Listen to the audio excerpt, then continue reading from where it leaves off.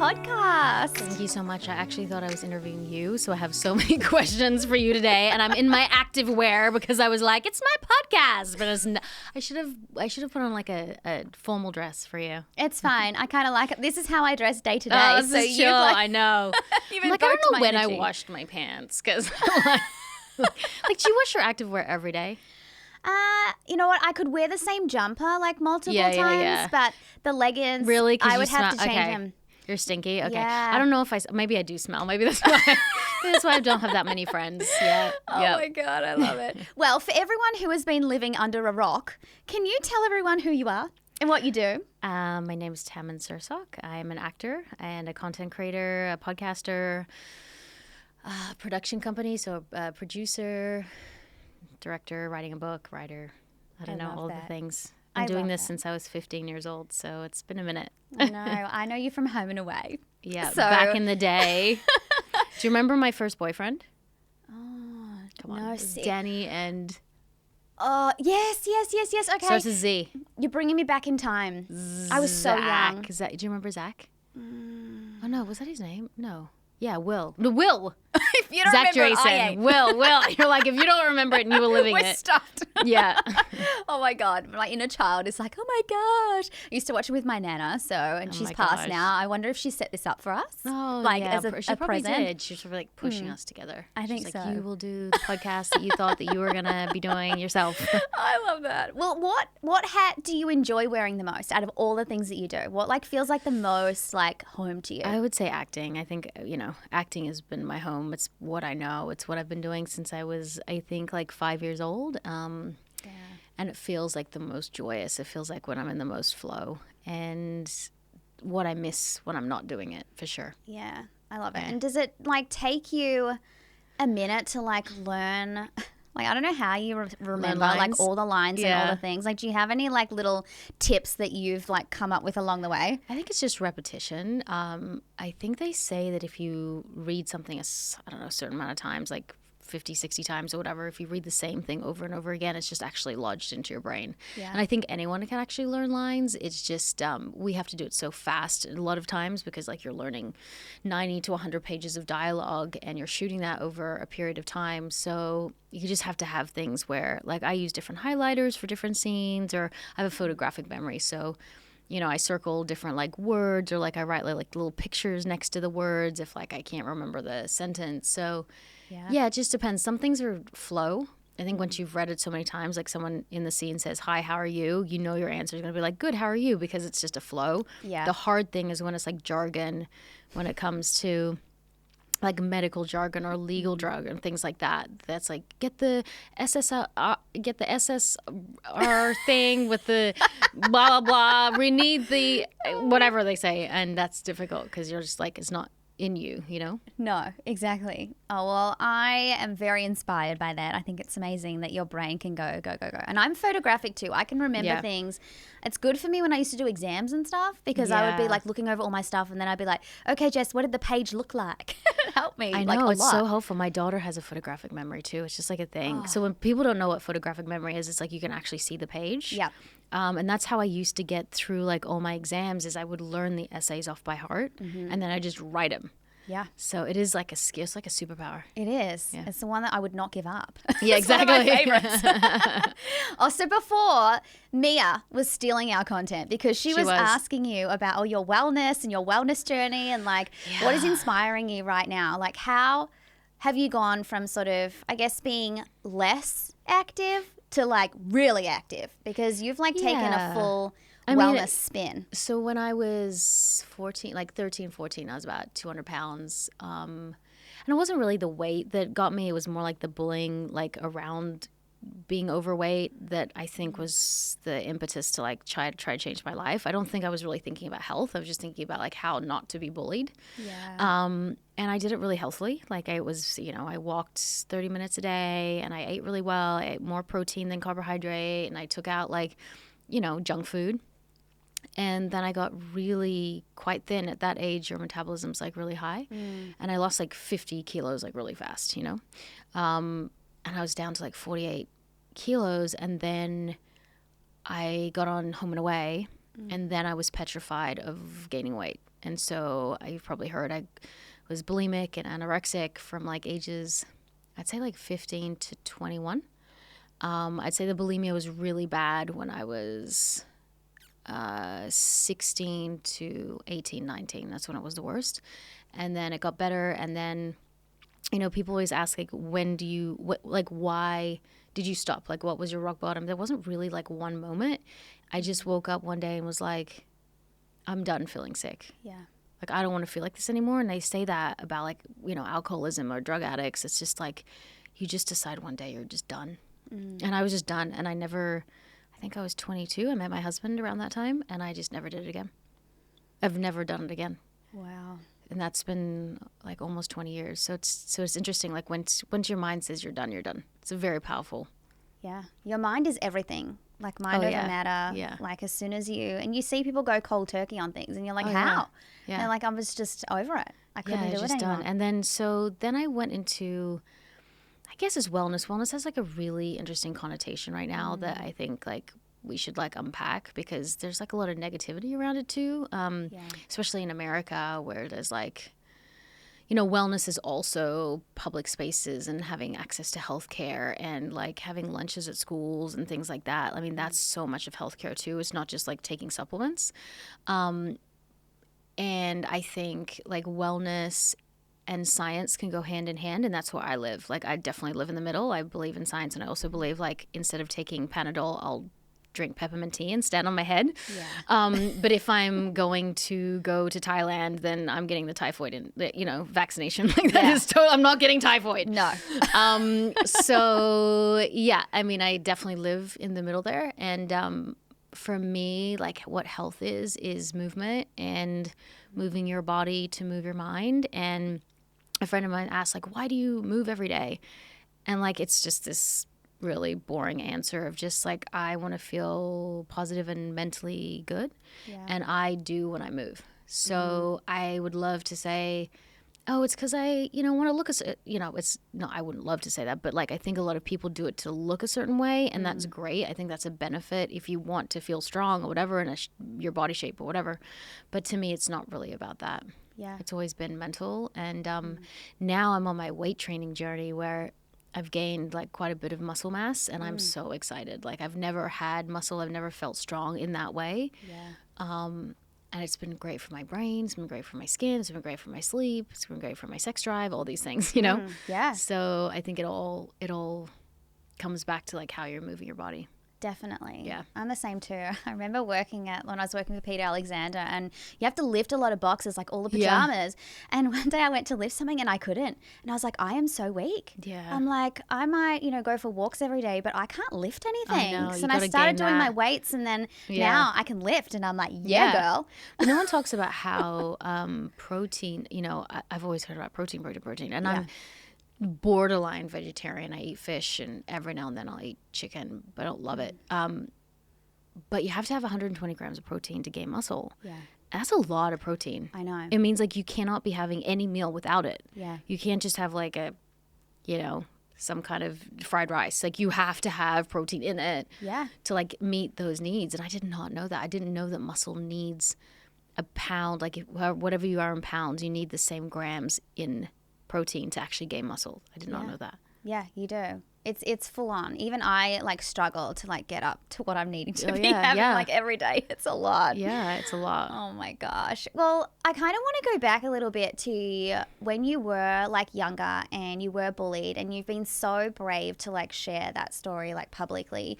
How did you move through that? And I guess with your daughters, like what are you teaching them about themselves and beauty from within, and what are the things that mean something to you when it comes to them? I think because I've been on the other side, like it was actually a gift. I think it's really easy, and I don't judge any like mother or person I see around a kid saying things, but I am aware of it. Yeah. And I will see like women in front of their kids say while they're eating pizza, at least I'm going to Orange Theory tomorrow, to work this off. Or, I'm only going to have a scoop because I'm having too much sugar. It's just like these things that I think we don't realize we're saying out loud. And then we have these sponges, and especially girls, who just soak up everything that our parents, especially our mothers. Mothers are always the ones the kids go to therapy over. It's never the dads. Yeah, it's always like, what did my mother do? Yeah. And I'm really aware of how I talk about food. And I'm really aware of how I talk about my body. And my husband, not so much, because he doesn't really think like I do. But we just talk about movement as like the most important thing. Yeah. Just moving our body I always ask them, why are we moving our body? And they're like, for energy, for sleep, for strength, for all those things. We never talk about size. I'm not proud of myself for like many things, but I am proud that I've never once looked in the mirror in front of my children, or really since I've had kids, and just like look at my stomach and pick it apart and pull it apart, because they're watching, Yeah. Even if I've wanted to, or felt like, oh, I don't like what I feel like today, or had like a thought that was negative, I don't do that in front of them. Yeah. And, I don't feel like bodies are this negative thing. So like if I'm having a shower or a bath and they walk in, it's not like, ah! Like, it's just like I want them to just feel comfortable in their own skin. And food-wise, we just talk about like what food does. So if they're eating lots of ice cream, we say things like, when you have a lot of this, over time, you're going to feel tired. Yeah. We don't say like, and you're going to like not fit your pants, Yeah. Your clothes aren't going to fit, We just say you're going to feel tired. So we need to balance it with things that make us less tired. Yeah. So that's how we kind of talk about it. Yeah. I think that's really positive. Yeah. And it can be really negative. You hear it all the time. Yeah. People saying things and I'm like, oh, maybe you should reframe that. I know. But you don't realize sometimes. No. And it's not our fault. I feel like so much of everything, and it's like, I don't want to go too much into this, but like this patriarchy that women fall under, like the whole system has been under that, Yeah. It's like, we want to look a certain way to attract ourselves, a lot of us, to men. And like, yet they don't have the same pressure, the same thoughts, or the same billboards. Like, and who is putting these billboards up? Like when we were younger, back then it wasn't women. Like women aren't putting these, like, they're run by men. So it's like this perfect ideal that you can never feel like you're inspired to it, but you can never attain it. And then you hate yourself, and it's just a cycle. Yeah, it's rough. And even like for me, like I look at myself sometimes and I'm like, oh God, I'm like, I just look terrible and my ass isn't as big as what I want it to be, because I'm like, it's gone flat. And I think, no, because someone would probably kill to be in my body and I got it all going on and I'm fine. But I have to like train myself to like think that way, because we always go to the negative. Yeah. It's just like this cycle of like negativity. Imagine like how much room we would have for like really interesting things if we didn't think about our bodies. I know. Like, what's the meaning of life? Like, why are we on a floating ball in the middle of a universe? It doesn't like begin or end. Like, what is the color green? Like, what book is just won the Pulitzer, like, that we could read? And all this space to talk about like really interesting things that have nothing to do with our looks. Exactly. Yeah. And so I kind of want to go there. I want to talk about spirituality for you. Yeah. Like, how does it play a fact in your life? Has it always been a big thing? Yeah. Are you tapping into it more now that you're a bit older? What's your vibe? I think that, when I was younger, this idea of like spirituality was like so hocus pocus. The older I get, the more like agnostic I become. I believe that there's something greater. I believe that there's a higher power. I believe there's a God. But thinking like one religion is better than another, and then like only a certain amount of people who believe will go here, and then all these other people will go here, and then what about the person who's like this kid in like a little island who's never heard about this one religion, and where's he going? And I don't know. The more I read and research and travel, the more I think it's kind of all the same thing. I do think there's something greater. There has to be. Yeah. But I find God more in nature than I do in like a church. Yeah. And I find spirituality more in like good deeds of people rather than the things that people say you must do and then don't do it. Yeah. The hypocrisy of it all. Yeah. So yeah, I kind of believe in it all, and then don't believe in any of it, but then believe in a higher power. I love that. But it is like, I think some people in any sort of religion or whatever their beliefs might be, it's all about just believing what you believe and not judging other people for whatever they got going on. And church and state being separate.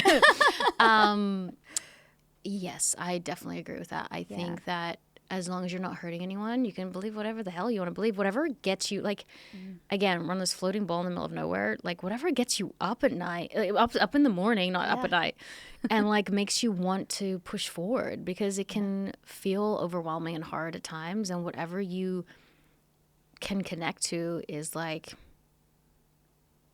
enough, you know? And I am a big believer when you talk about manifesting, is I do believe that everything's made of atoms. And the more like quantum physics books and podcasts you listen to, you realize that everything is vibrating at some kind of rate and some kind of level. And you attract other things that vibrate at the same level. So if you're putting out this negative vibration, you're constantly attracting like hard negative things, which is hard sometimes because I know, you know, there's wars going on and like those, you know, people like, why would certain people have to live that life? So I'm understanding that too. I'm just talking about from my own perspective with my life and where I am, which is the only thing I can talk on. It is that like attracts like. And the only way people go like, well, how do I vibrate in a good way? The only way to do that is to lean into gratitude. And that's it. Once you change your brain chemistry because you're thinking about the good that's happening rather than the negative, you change your life. It's true.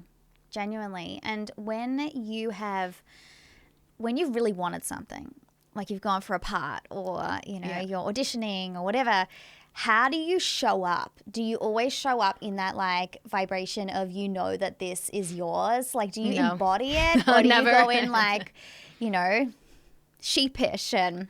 I have less attachment to anything anymore. Like I've really detached from the outcome. I really try to just lean into enjoying it. Yeah. Because I think that like thinking, oh, this is mine is also like, it almost can push it away too, or like this isn't mine or whatever. I just think like the trying to enjoy the experience of the now is like, I think the only way to be happy. Because there is no past, there is no future. There's literally just now. And so we really have no idea what's going to happen in a second. And we spend so much time thinking about it. Always worrying. Like what's always next? Worrying about what's going to happen. And it's just like we steal the joy. We do. And I think having fun actually raises your vibration. Oh, you got to have, So fun. that's the thing, like fun, gratitude, being grateful for what you have, and even the opportunity to even be in that room. It's like, how cool is this? And I just like, I don't get to act as much as I'd like to. So I think it's just that I get to do that. But I do believe that the more energy you spend on something, the more it becomes true. So if you spend more energy thinking about your relationship and how bad it is, your relationship gets worse. Or like you think about how excited you are to act and you keep leaning into opportunities to act, then the more acting you'll do. It's true. What's that saying? Like where energy goes, we'll say something magic flows. We'll just make up our own saying. Something flows. Yeah, it's true. It's so true. And I guess the thing that I want to ask you about, which I find quite fascinating, is like your logistics. Like you're in the US, then you're here in Sydney, then you're there again, then you're back here again. How do you juggle your life, like being a mom and your marriage and your career, like being in two places like so often? Yeah, my husband's been shooting a movie for 7 months. He finishes in 3 weeks. Oh my gosh. It's been so amazing and so hard. He has like an A-list cast, and it's like just a lot of people to organize and figure out. So I would say our relationship is not like, like we're the best we've ever been because we're not together. It's but tough. I'm really close to my kids right now because they're with me and we flew 19 hours to get here. And so like I'm kind of kicking ass as a mother, you know? And then when I get back and I shoot a movie, I'm going to be kicking ass at that. So I think it's just this idea that you can have it all. You just can't have it all at the same time. I think if you just lean into that and realize that like there is no great at everything. It's just like great in the moment, you know? Yeah. And I do try to like balance time. Like if I'm spending a lot of time with the kids, I'll also try to get some time for me. I went to Spain by myself for 2 weeks. Yeah, I saw. And amazing. everyone was like, oh my God, your kids, what's going to happen to them? And I'm like, I've been with my kids literally for 7 months. Hey, it's me, Jade. I'm interrupting your podcast with Jess and some random because I'm going to ask you, are you sick of your house smelling like shit? I'm sick of my house smelling like sage until Jess invented the lime glow candle. And now it doesn't have to smell like weed. Like, why does sage smell like pot? Go across to the lime glow and buy a candle and cleanse the crap out of your space. Like, I love that. I was like, nah. Yeah. Yeah, which is so fair. And I get asked a lot as a medium about relationships, particularly romantic relationships. People are like, my marriage is in the toilet. I don't know what to do. I don't know how to get it back. Yeah. So because you have like that distance between the two of you and you probably have to work a bit harder to get it going on, do you have any tips for all of the women out there that are asking about how to ignite the flame back in their relationship? Well, how do you guys keep it interesting? I mean, it's not always good all the time. Like, I think that's the 19 years. Like, there's been times where I'm like, oh my God. For me, it's like quality time and touch. Yeah. So, like, having sex is really important to me. I think more than some women. I think it's like this narrative that guys want to have sex all the time, but for me, it's like that's a vulnerability and an intimacy that you don't have with like your friends. Yeah. I mean, some do, but I don't. I love it. So definitely, like, having sex is important. I think it really does connect you. I think quality time, I guess that's quality time too, but I think having date nights, we try to do once a week. Yeah. When we're in the same town. And then just a lot of room for, like, acceptance, radical acceptance. My therapist always says, like, you either radically accept the person instead of trying to change them, or you, like, walk away. I mean, this idea, I think women, they meet guys and then they want to change them. Yeah. And then they're frustrated when they can't. So it's like, I think at some point it's just accepting it. Yeah. Or walking away, you know? Like, I think there's this idea that you have to stay. This is something, too, that I think has been a new concept for me. I choose my marriage when I wake up because I want to. Yeah. He chooses to be with me because I want to. This idea that, like, muscling through a really hard marriage for years and, like, hating it, but, like, staying together because that's what you don't want to, that's the narrative we've been told, is, like, so archaic. Yeah. You know, you don't have to be unhappy. And sometimes kids are way happier when parents are happier. Yeah. And I just think this idea of like, well, my parents did, so I will be unhappy, even stay together, you know? Which I know. So it's like, for me, it's like this freedom of, if I wasn't happy, I'd be gone. You know, I mean, I'd try to make it work. I'm not going to be like, see ya. You're like, you did one thing and you're out. I'd try to work on it. Yeah. But if you get to the point where it's like, I can't anymore, then like, you're allowed to not. Yeah. It's giving yourself permission. Yeah, and you listening don't have to you. to be unhappy. You have like this, I believe you get like one life. Like, you're allowed to choose fun and happiness. And I also like don't give a crap what people think of me anymore. Like, I went to Spain for nothing other than having fun. Yeah. I like that though. Like nothing, just because I wanted to have fun. So good. Yeah. Do you get a lot of people, you would have a lot of opinions coming at you Definitely for a lot all of opinions. sorts of things. Just great, have your opinion. What do? Do you get flooded with people just not appreciating what you're saying someone or doing? said to me, like, I could never do that. I could never leave my kids for 2 weeks because we've been raised differently. And I was like, cool. There's this great quote that says, let people have stories about you. Yeah. Like, let them. Like, I give two shits what someone thinks about me. I really don't care. I actually really don't care. I'm like, okay, then don't. Like, if that person doesn't want to go to Spain for 2 weeks, then don't, you know? Don't go. But, like, it's so interesting that people have such opinions about people's lives. Like, They do. and I don't know where it comes from. I think it's because I think to myself, like, when I have opinions about people, why do I have them? Yeah. It's normally because, like, I'm super, like, jealous or unhappy in the situation that I'm in about something. Yeah. So, like, I look at them and I go, oh, my God, like, that looks so good, or I can't have that, so I'm going to judge it. Yeah. And it's always because like I don't feel good about something. Mm-hmm. It's true. A lot of it comes from a place of wanting that, or, you know, feeling like you're lacking in something. Yeah, because I think people who are happier than me and more successful than me are not going to punch down. Yeah. Why? There's no point. There's no point. Yeah. Yeah. Do you just ignore all that shit that comes in? It actually just makes me laugh. Yeah. Did you used to care about it? No, I used to care so much. I used to read the Daily Mail. I used to read all the comments. I used to be like, oh my God, I hate myself. I look like an Olsen twin. Like, that's what they used to say, which was fine. Like, but then Olsen twins, like, it was like someone said, you look like an Olsen twin with flailing hands. And I was like, oh my gosh, I have flailing hands? And then I was just like, oh, like, then you have to think, like, who's the person saying it? Yeah. The person, if you met them in real life and they said it to you, would you be like, wait, what? They probably wouldn't. No, they wouldn't say it. Of course they wouldn't. And who has the time? Who has the time to like make a comment on the Daily Mail? I know. You're like, who has the time? It's super random. Yeah. Oh my gosh. Okay, so I'm going to switch gears now because I want to talk about like anxiety. Yeah. Like when you're on the edge, when you're just like, you know, can't stop your mind from going all the time. Yeah. How do you quieten your mind? What are your little tips and tricks for anyone out there? So I always move. Like exercise is just the number one thing. It reduces anxiety, they say, by like 92%. Yeah. So move. Like if people are anxious, get out, move. Walking, they say, is amazing for anxiety. Mm-hmm. Talk therapy is great. I take L-theanine, which is an amino acid found in green tea, which is really, really, really great for anxiety. Yeah. You can get it here. I think they can get it here. If not, go to iHerb, you can. Yeah. Which is great. Magnesium sometimes. But then I also, like, I was really panicky this morning. Mm-hmm. I don't know why. Like, there's not like a specific thing.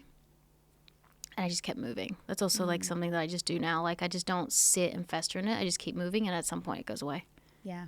Because sometimes anxiety can just be a feeling of like hunger or just like your body just feeling hormonal or something. And then we equate it to feeling off and anxious. Mm-hmm. When it could just be a physical trait or something like nausea. We could be like, oh, then you think you're anxious, you know? It could just be something physical. Yeah. Has it taken you a long time to like figure out what works for you? Because some people are like debilitated by their brain. Like it just not. It goes in waves. Like I had a really bad March. No idea. I had like an entire month where I kept moving, but it was awful. Yeah. And then it just went away. So I think it's just been so long that like it just is. And I'm not against medication. I think medication for certain people is like saves people's lives. I think we've had people on my podcast that said without medication they wouldn't be here. Yeah. So I don't think vilifying that. I think just doing what works for you, because at the end of the day it's like you want to feel good. Yeah, absolutely. I agree. And we all find different ways to like calm ourselves. I talk to myself out loud a lot. You talk to ghosts. I talk to the dead, like but ghosts. I also talk to myself, and I'm like, all right, calm down. I'm like, take a minute, reflect on that. I'm like my own personal coach, like in my head, like trying to like reprogram all my thoughts all the time. That's what works for me a lot of the time, like checking myself, being like, all right. I think awareness too. Like I had a bit of a spiral a couple of days ago, and like just spiral texting, like dread texting, my husband, and just like go. And then I was like, oh my God. And then I just said like, I take all that back. Delete. It wasn't mean. I wasn't being mean, but I was like, okay, I've changed my mind. I just needed to process. I was just like, loud. oh my God, I sound crazy. I didn't used to do that. I used to spiral for like days, you know. Oh, wow. Now it's just like 30 minutes of saying stupid shit. Moments. Yeah. Then you bring yourself back in. Yeah. But you need to release sometimes. You can't like just be but not at positive someone. Do you know what I mean? Like release it your freaking, I don't know, therapist or something. Just or chat. Like don't release to your someone. You know? Oh, you're gonna be like, gosh. You're crazy. No. It's so normal. You have to get it better out than in. Exactly. Oh my God, how funny. Okay, I want to talk about like more spiritual woo-woo stuff now. So I love it. Do you have any like wow moments of like your own spiritual encounters? Have you seen a ghost? Have you felt anything? Like what are your stories? I mean, I do believe that I'm one of those people. So weird. I definitely attract something otherworldly. It's many things have happened. My old apartment in Balmain, I was in my apartment that I owned, and in the other room, like my guitar started playing. Oh my like God. full on started playing, and I went in there and like the chords were still going, like still drumming a bit. And then the shower used to turn on and off all the time, and I found out that the building was built on another building that had lots of kids in it, and something had happened like a long time ago, and kids had died. Oh, wow. And they say that when kids are ghosts, they're little, so like it's always about the flicking of the switches. And then when I was in Los Angeles, I remember I woke up, I bolt upright, and I saw like a figure to my right, and it went over me and my husband, went out the window. And the next morning, I didn't want to tell him because I thought he'd think I was like cuckoo for Cocoa Puffs. And he was like, "Did you see that thing last night? It was like standing next to you," and then went out the window. He like literally said what I saw. Oh my God. So then I thought to myself, like, okay, this is real. Yeah. I see that stuff all the time. Like, how could it not be real? Again, we're on a floating ball in the middle of like nowhere. So like, I think aliens are real. I think ghosts are real. I think spirits are. I think all of it's real. Yeah.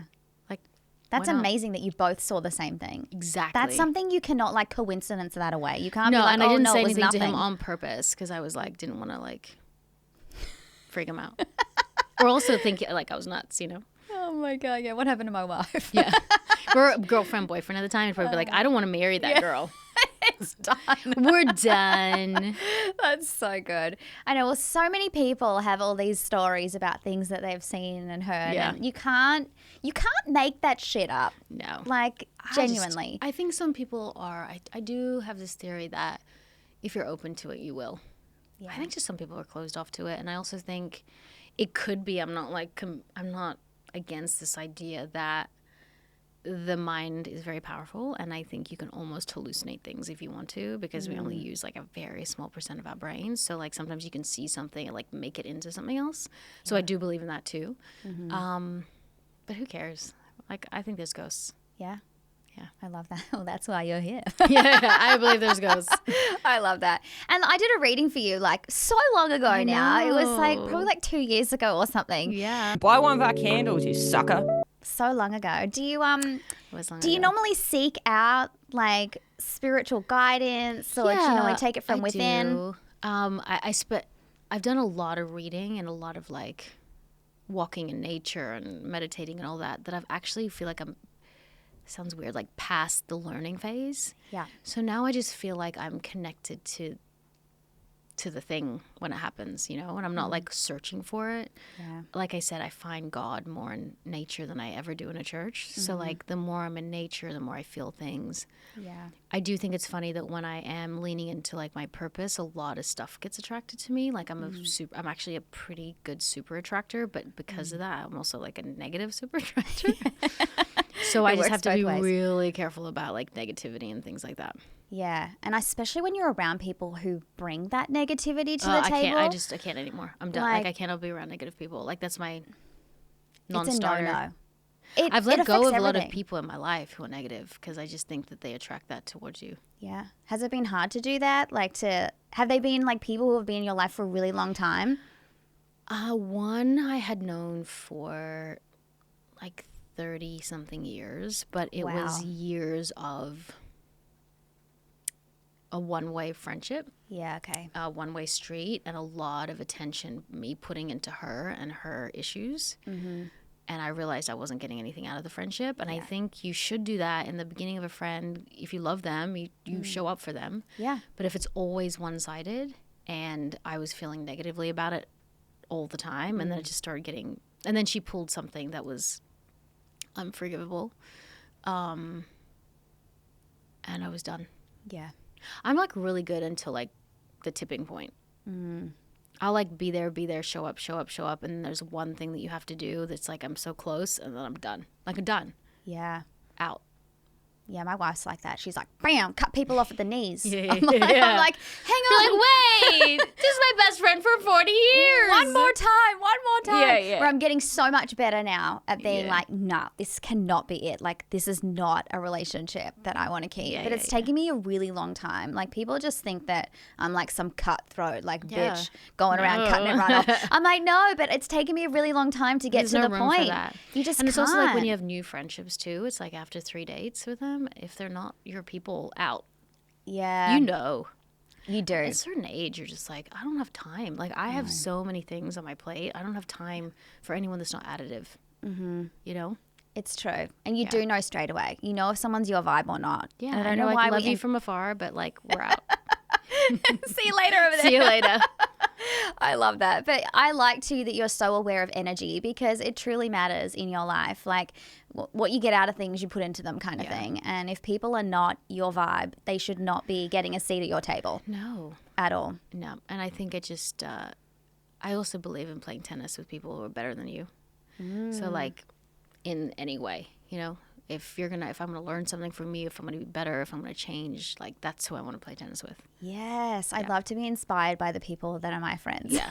I don't want to be sitting talking about like my diet. You know what I mean? Like that's not interesting to me. Yeah. You want to talk about things that are going on, that are inspiring. Yes, exactly. Yes, I love that. I'm the same way. I even put this on Instagram the other day. I'm like, I'm not a small talker.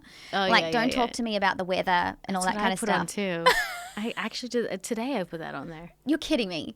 Oh my God. Look at my story. It says, I don't want to talk to you about small talk. I want to talk to you about like aliens and I'm like, talk why to me about on a anything ball, else. like a floating ball, and like what is quantum physics and things like that. Yes, I'm the same way. I cannot like just go out and talk to randoms about whatever. I'm like, just get deep dive into something. Yeah. Like I have to.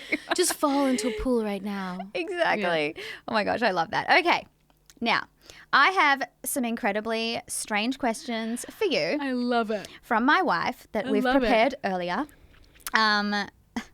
You seriously, I cannot. I laughed so hard when I read these. Okay. Your first question is, how can you be both home and away? If you're in a resort that feels like your home. Oh, I love that. You're always, you know how people are like, oh, this is like my second home. Yeah, like I love it. That's so smart. Yeah. I was like, I wonder what she's going to be like for that. All right. Your second question. If Bob's your uncle, who's your auntie? So Bob is like a very mundane, obvious name. Yeah. So like something like Jill. Right? Jill just like is an your obvious, auntie. Yeah. Bob and Jill go together. Or like Bob and Ann. Yes, Ann. Or Bob and Betty's kind of like something's in there. Bob and Jill. Yeah. Or Jane. Bob and Jane. Yes. Jane's a very solid, normal name. I reckon too. Yeah. All right, I love that. Okay, your last question. Why doesn't super glue stick to the inside of the bottle? Because I'm sure that they have thought of this, and the inside probably has some kind of coating. Yeah. That makes it not stick. I mean, it has to. I know. Right? So this is one of those things you ask to like. Or it has stuck, and then it can't all stick. It's true. So the stuff in the middle is liquid because all the other stuff is stuck around it. Yeah. I'm sure it is stuck, maybe. Maybe it is. What did I put on super glue the other day? Oh, yeah, one of the kids super glued her lip. Like, not the whole thing, but like the side. Oh, my God. I know. Oh, and then Sean, that's right, my husband, I do these funny videos with like fake braces. Yeah. And he was sticking the braces together with super glue, and I put it in, and I got super glue on my lip. I started screaming like, I'm going to be deformed now! I was like, my lips are coming off! Oh, my God. Did it take long to get it off? You just like pick it off? No, but I just thought, my mind was like, it's forever. It's not going to be like for a second. This is going to be my life now. Oh my God, too good. I love it. Well, thank you so much for being here. It's been so awesome to talk to you. Even though I thought I was going to interview you. That's okay. You can ask me stuff now. I love it. Bye. Awesome.